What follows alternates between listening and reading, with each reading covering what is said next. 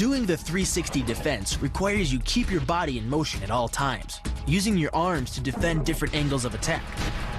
The key is keeping your arms at an oblique angle with your hands open and straight so that you don't take any blows straight on. Each is deflected down the angle of your forearm, which reduces its impact.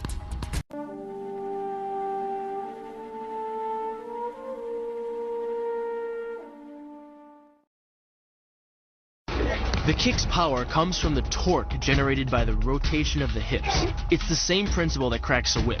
Turning the hips just a few degrees forces the foot to travel a much greater distance and creates a lot of speed as it does. The longer the leg and quicker the rotation, the faster the kick. And unlike karate, Muay Thai fighters are also taught to strike with the hard bone of the shin. A Muay Thai kick can generate roughly the same force as a baseball bat, enough to crack a rib or a leg.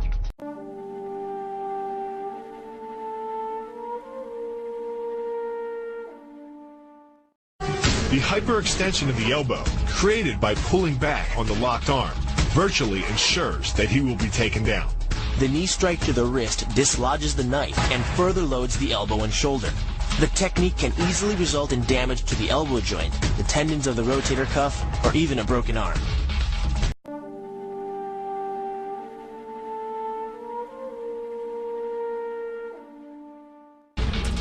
First, the opponent's arm works as a lever to optimize your control.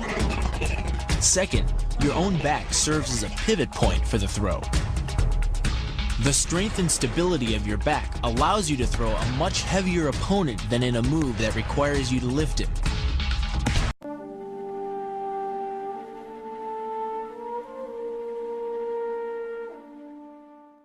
This kick is all about speed. The further the foot travels, the greater its acceleration, and the more dangerous a weapon it becomes.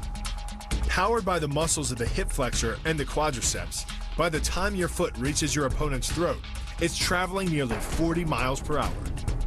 That type of speed yields over 1,000 pounds of force, enough to puncture the Adam's apple and crush your windpipe.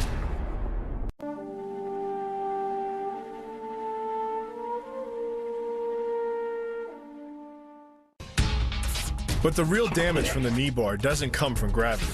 It comes from leverage. Once the knee is locked, your hips act like a fulcrum, and his leg acts like a lever, multiplying any force you apply. So even though the ligaments and tendons around the knee can sustain 1,700 newtons of force, the knee bar can load a lot more than that, enough to completely destroy the joint.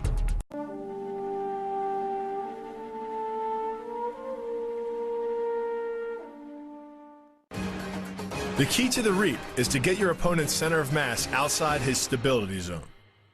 To do that, the Marine pushes his opponent at a location above the center of mass, while using his sweeping leg to create a tripping point, which is below his opponent's center of mass. Once the loss of stability has occurred, gravity does the work, and the damage. On the ground and on his back, your opponent is now vulnerable to any number of finishing strikes.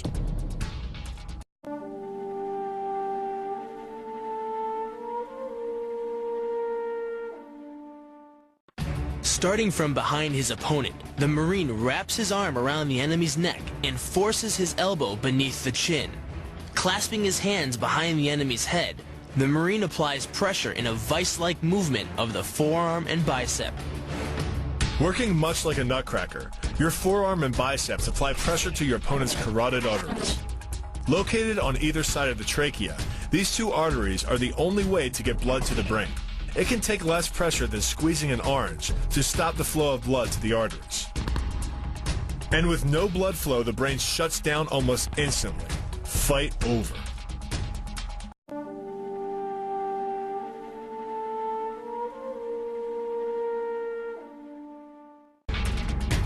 It's aimed at the largest gland in the human body, the liver. A direct hit won't just bring an opponent down. It can rupture the gland, causing severe internal bleeding. But the liver is well protected by the rib cage, so the kick must be accurate to within half an inch.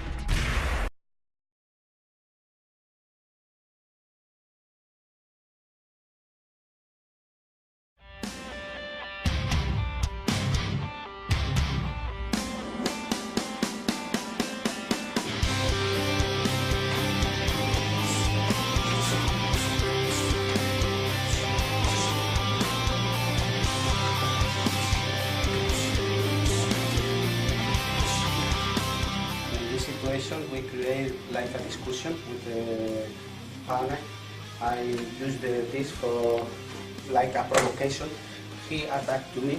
I use the same moment for manipulation. How catch the leg, how manipulation now the body like a shield, counter the wall, control the wall, in the same moment control all the area, catch the leg, and broke the leg.